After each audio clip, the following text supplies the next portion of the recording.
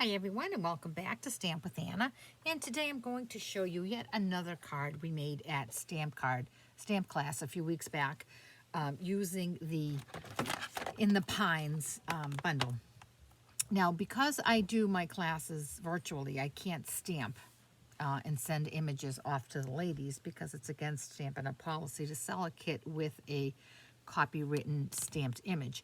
So I send everything together, and I just send the label where they can use one of their own stamps to stamp their greeting. So I have extra kits that I'm using to make my videos. So a lot of the stuff I have here is already die cut. Normally I would show you how I do it, but like I said, these kits were already made up for the class. I had an extra one, and I'm going to use all of the pre-cut pieces. But I will show you and explain some things to you along the way. So again, this here is the In the Pines stamp set, and I'm using this Season's Greetings image. And it comes with a coordinating pine woods die, and this is where this tree was cut out and this snow was cut out. I'm going to show you how I did the snow using this die here. And there's another one that has more hills to it, but I'm using this one for today. This bundle is on the retiring list from the holiday catalog. It is while supplies last, or until January 4th, I believe, is the last day of the holiday catalog. So if you're interested in that, certainly hop right on. You can get to my store right from my blog, and you can order that before they are all gone. So without further ado, let me show you what I did for this one here. The pieces to my card are thick Whisper White, 5.5 by 8.5, scored at 4 1/4. My matting piece is Pacific Point, which is 4 1/8 by 5 3/8. I believe I didn't write this down. Let me just grab my ruler here. 5 3/8. So 5 3/8 by 4 1/8, and then a piece of Designer Series paper, which is 4 by 5.5, 5 1/4. And that Designer Series paper comes from the Snowflake Splendor, which is also in the catalog, the holiday catalog. It's on sale for 50% off. So hop on and get that. It's the deal of a lifetime. These papers are just gorgeous. They have a lot of blues and purples. The snowflakes are so vibrant. It's absolutely gorgeous. So like I said, half price. So that's what we used for pieces. So the first thing we're going to do, oh, and the Whisper White we just found out is due to the supplier who supplies and manufactures the Whisper White for Stampin' Up, they have come on hard times because of COVID, and they are closing their mill. So Stampin' Up is discontinuing all of their Whisper White products. They do have something else that's going to be called Basic White, I believe, that will be offered soon. And the quality, I'm told, is equal to the Whisper White. You can still buy it. I know the thick Whisper White is sold out, but you can still buy the Whisper White 12 by 12 or 8.5 by 11, or I believe the envelopes are still available too. They are a limit of 2 per person. All right, that being said, let's get on with our card. This is the back side of the card, the paper we're going to use. But we're going to use this here, and we're going to attach that to our Pacific Point. Now, normally I wouldn't use Pacific Point for a Christmas card, but I thought this just looked stunning together. And now I'm going to attach that to my card base, which is Whisper White. All right, small little border on everything. And I'm going to put that aside. Now I'm going to show you how I made this hill with the snow. I'm just going to show you a smaller version because, like I said, I already have mine all done that was in my kit. So I took a piece of Whisper White and I die cut it using this die, and this is what I came up with. See, there's the die, ran it through the machine. This is what I came up with. Now I'm going to use some liquid glue, and I'm just going to run the liquid glue along the edge of it right here. You want a good amount, but you don't want to do too much. And then Stampin' Up! Used to carry this called Dazzling Diamonds. I love it, absolutely love it. You can see it, it's like glitter. So if you don't have any Dazzling Diamonds from when Stampin' Up! Carried it, you can certainly just use glitter. Okay. Sprinkle it on the glue. Tap it off. Be sure to return the rest of it back to your jar because that is just gorgeous. You want to save as much of that as you can. So now you have that here.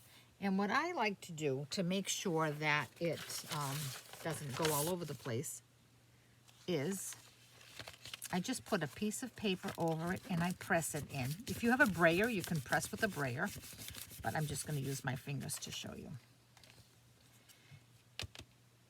And that's how we made that beautiful snow on the hill. Okay, so here's mine that's already been made.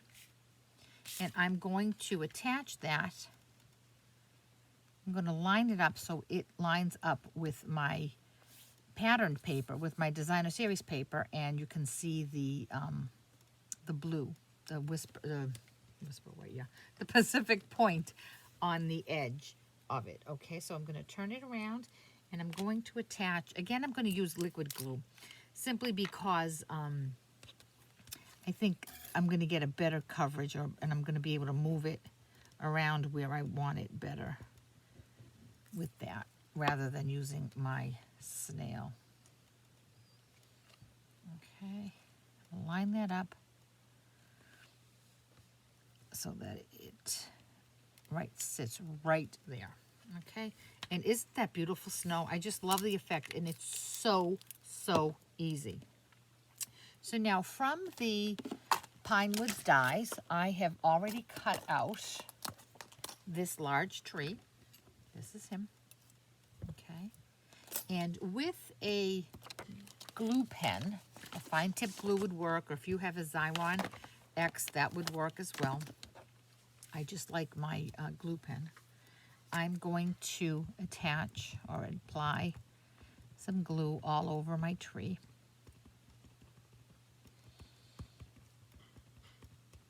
Paying special attention to the edges because I don't want it lifting and getting snagged in my envelope, and the trunk as well. I want the trunk to also be good and sticky. And now I'm going to come and just drop it right here so that it looks like it's sitting on the snow. Press down, and there we go. Now, using the rectangle stitched dies, I used, I believe, these narrow ones right here, and I cut out my tag, and you can see it has beautiful stitching on it, which adds a lot of dimension to the project. So on that, I'm going to use from the stamp set, the Pine stamp set. I'm going to use this Season's Greetings, and I'm going to ink it up in Pacific Point. And because this is a photopolymer stamp set, I'm going to bring in my Pierce mat so I get a better image. I'm going to ink it up, and I'm going to stamp it over to the right because I'm going to apply a ribbon to the other side of it. You know me, I love my ribbons. So I'm going to come straight down and straight up. Now I have a piece of ribbon here. Oh goodness, I just had it. I think I dropped it on somewhere. Oh, where did it go? It's on my desk somewhere, which is a total mess because I'm trying to get all of my Christmas cards done. Well, I seem to have misplaced it, so I will do it without the ribbon. I'll show you with it. This was a ribbon It was part of a gingham set, and it's balmy blue, and I thought it picked up nicely the light blue here. Geez, I wish I had it so I could show it to you. But anyway, I'm going to attach this right there. It was the last piece I had, so I can't even cut myself another piece. And put that right there. And then I have also retiring and 50% off adhesive back snowflakes. These are in the holiday catalog. And I'm just going to take 3 of these and apply them around my tree.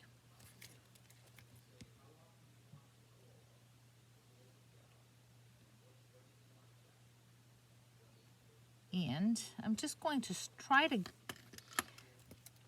put them in between snowflakes, okay?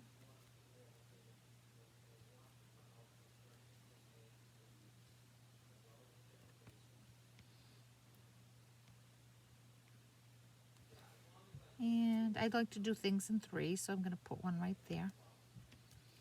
Okay. And there's the front of the card. And now for the inside of the card, I'm going to use, this has been my go-to stamp for my Christmas cards this year, A Wish for Everything. It's a 2-piece set, and I'm going to use the inside sentiment, which is a merry little wish for lots of joy this season. And I'm just going to mount that up.